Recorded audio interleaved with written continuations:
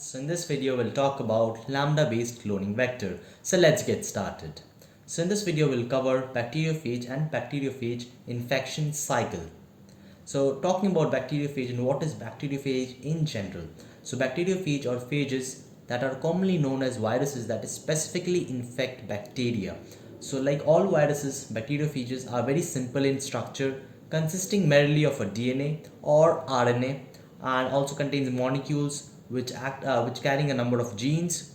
Also includes several for application of a phage and consist of a protective coat known as a capsid. So it's very similar to a virus. Also, there are two main types of phage structure. One of it is head and tail. So the example of head and tail is the lambda bacteriophage, and next is the filamentous. So filamentous is the M13. So you can see, so both are structurally different, but the components are more or less the same. So moving with that, so talking about the first infection cycle. So the first infection cycle which I'll be talking about is the Lytic cycle. So yeah, so let's go talk about the Lytic cycle, what it is all about. So the general pattern of infection, which is the same for all the types of phage. So the general pattern of infection is very much the same for all the types of phages. So in this you have a pictorial view also for you. So I have made a pictorial view for you. Also I'll start off with the steps first and then move on with the pictorial view at the same time. So the phage particles attaches to the outside of a bacterium and injects its chromosomal DNA in a cell. So as we know, this is a particular phage, alright. It consists of a genetic material which is DNA. So whenever an infection cycle is carried out, this particular genetic material needs to be injected into a host or a bacterium. So in this case, that's what we are doing. So we are injecting or we are attaching this particular bacteriophage onto the walls of the bacterium, and so that the DNA material gets transferred from the bacteriophage to the host. So this is how the transfer is carried out. Next step is the phage DNA molecule is replicated usually by specific phage enzymes coded by genes in the phage chromosome. So when the DNA material is transferred from the bacteriophage to the host bacterium, there occurs a replication. As you can see, there are many DNA. So the number of DNA particles are formed with the help of replication. So as soon as they reach the host bacterium, the first role is to replicate.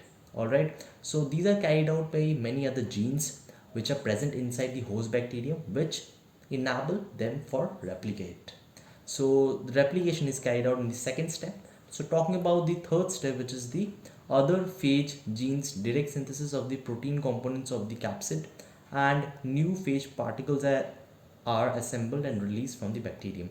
So what happens in this case? So there are genes present inside the host bacterium which enables the formation of bacteriophage components. So as you can see, new bacteriophage components are synthesized. So the bacteriophage components include the head and the tail mostly.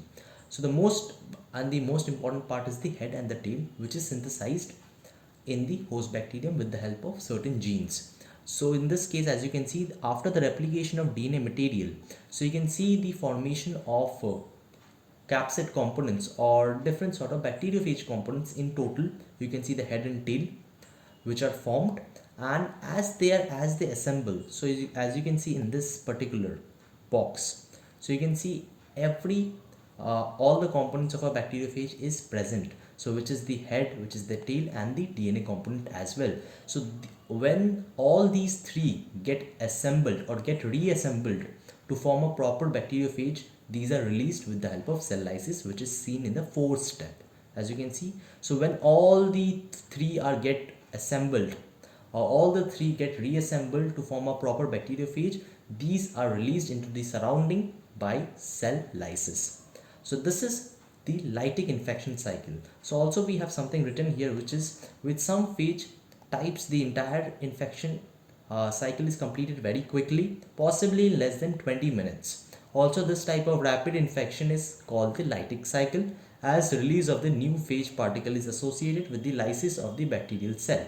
So you can see it's very simple. So as soon as the phage particles get reassembled, these are released with the help of cell lysis. So this was of the lytic infection cycle. So moving on with the lysogenic cycle, so which is the second cycle which we'll be talking about. So in contrast to the lytic cycle, so the lysogenic infection is characterized by retention of the phage DNA molecule in the host bacterium.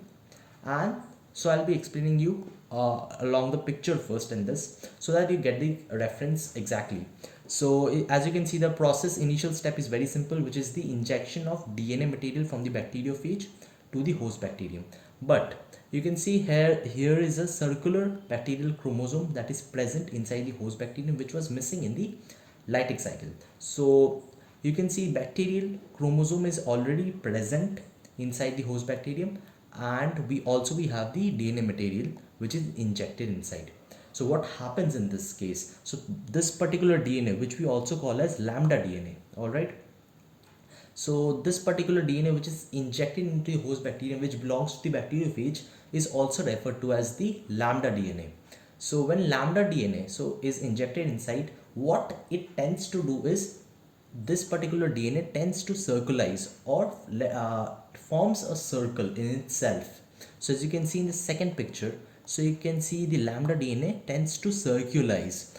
So it forms a circle like this, and which we call as lambda DNA, as said. And the third step, what it does is, so as soon as it forms a circle, it tends to ligate to the bacterial chromosome. So you can see in the third step, so as soon as the DNA circularizes, it tends to ligate to the bacterial chromosome. So you can see in this third diagram, so you can see the ligated lambda DNA in the bacterial chromosome. Alright, so as soon as this ligation occurs, so the bacterium in whole starts cell division. So you can see, so it's very simple. So their main job is to divide, to keep dividing and dividing.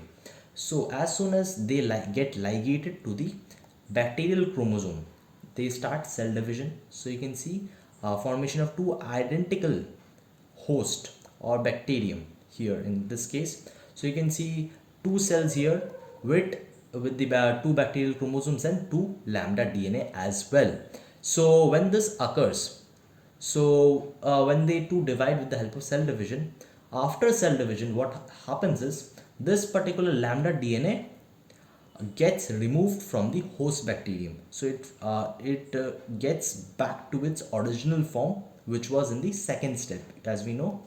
So this particular step gets it goes back to the same step, or after cell division, the particular ligated part or particular ligated lambda DNA is removed or gets removed from the host bacterium to lead its independent form. So it gets back to its independent form, as we know initially, as it was in its initial stage. So as soon as it gets back to its initial state, after that a lytic cycle is carried out.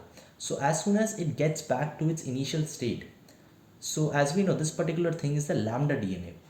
Also, as we have discussed in the lytic cycle, that the host bacterium contains certain genes which try to synthesize the bacteriophage particles or bacteriophage components, which is the head and the tail.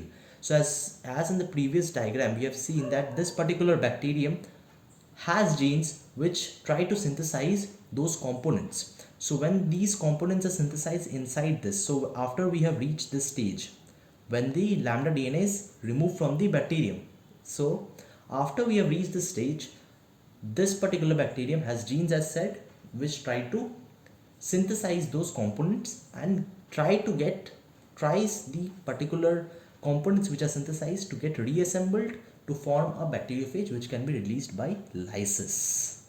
So this is just an elongated step of the lytic cycle. So it's just an elongated step of lytic cycle which gets carried out through ligation and excision, which is the extra part, which we call as the lysogenic cycle. So in total, the lysogenic cycle is big, it's huge actually. So it starts from here, from the insertion, and gets carried out till the end of the lytic cycle. Alright, so I'll be telling you through this thing also. So the phage DNA is integrated to the bacterial chromosome in lysogenic infection. So as we know, the phage DNA or the lambda DNA gets integrated to the bacterial chromosome, and the integrated form of the phage DNA is called the prophage. So this particular form, so I'll use a different ink for you to understand. So I'll use a black ink. So you can see this particular part. So when this particular lambda DNA gets attached or gets ligated to the bacterial chromosome, the altogether this particular so when the lambda DNA is attached to the bacterial chromosome, so let's say this is the lambda DNA and this particular part is the bacterial DNA. So this particular whole thing is called the prophase. So this thing is called the prophase, which is formed, and this prophase is quiescent, and the bacterium that carries a prophase is referred to as lysogen. So this particular entire bacterium is known as the lysogen. All right, so just remember these terms which might be useful for you. So this is the lysogen, and this particular circle is called the prophase, and under favorable condition the prophage or the phage DNA is released from the bacterial chromosome, and the phage undergoes the lytic mode. So as said, so when after division, so when the cell, so this particular bacterial chromosome or this particular host gets divided into identical two, gets divided, so after cell division it reaches to a favorable condition where the lambda DNA is released from the bacterial chromosome. All right, so under favorable conditions, remember, not during cell division. So after cell division is done, when the two replicates are formed, it reaches to a favorable condition where the phage DNA or the lambda DNA gets released or gets excised from the bacterial chromosome, and it leads an independent life, and thereby from there it carries the Lytic cycle, which is the synthesis of all the bacteriophage components such as the head and tail, which gets reassembled to form a proper bacteriophage, which is released through cell lysis. So this is the lysogenic cycle. All right, so or you can say this is the lysogenic lytic infection. So let's just keep this video till here. Hope you enjoyed it. I'll be back with another video. Thank you for watching.